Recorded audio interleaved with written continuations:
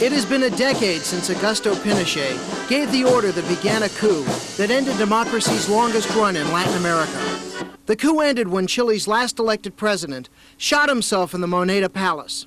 For a decade, Pinochet has promised elections and always put them off on grounds that the nation is not secure against what he calls the communist threat.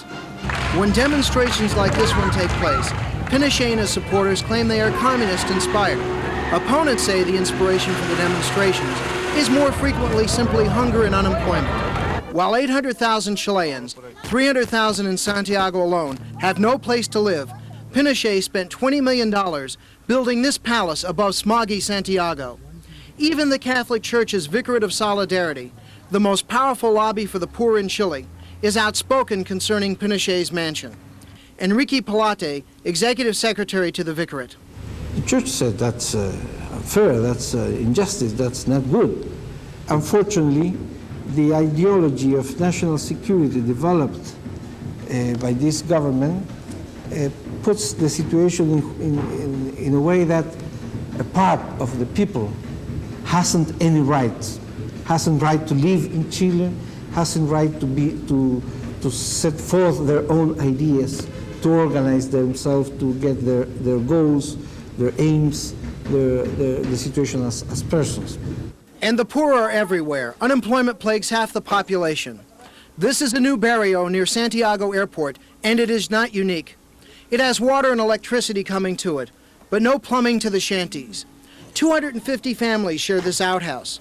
In this barrio, people spend their time surviving. And CNN has learned that weapons are coming into the barrios.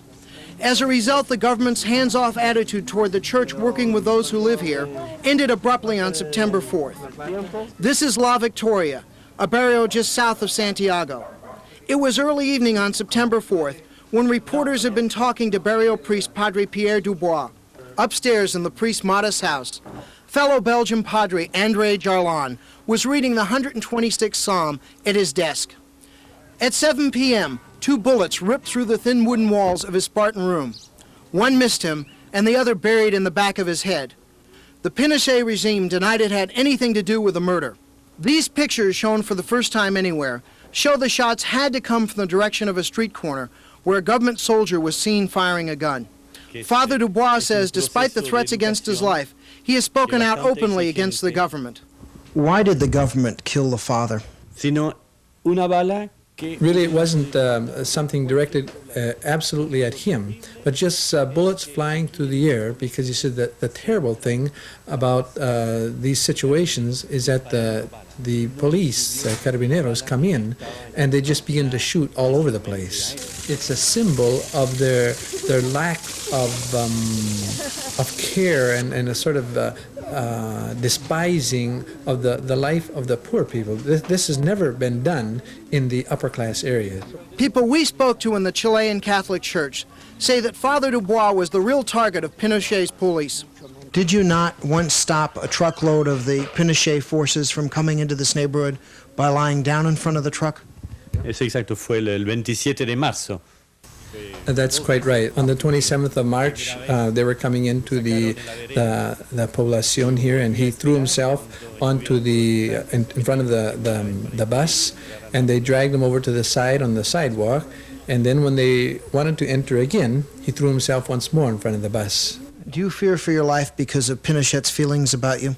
Yo pienso que para mí la experiencia del 27 de marzo. On the 27th of March, when I threw myself in front of the buses, in that moment I experienced that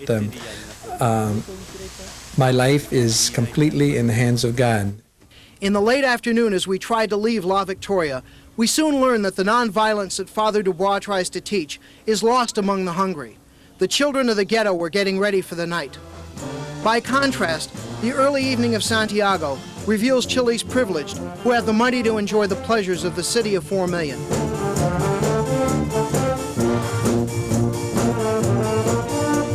It is also in Santiago among the rich, where the government enjoys its greatest support. People crowd the streets in the early Chilean spring.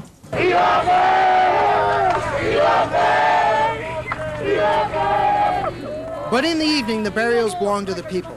Two members of the leftist movement agreed to take us through the barrios at night if we agreed not to identify them by name. The protesters killed electrical power in their barrios by tossing chains over power lines. The radicals told us that the police will not come into dark areas. The main perimeter road around Santiago was blocked with burning tires, barbed wire, and large rocks. Rocks were thrown at our car. Our guide left the car to explain we were American reporters and not government agents posing as reporters, something they say is a frequent practice. And the chant we heard again and again in Spanish was, "We are hungry, we are hungry." Joe Trento, CNN, on special assignment in Santiago, Chile.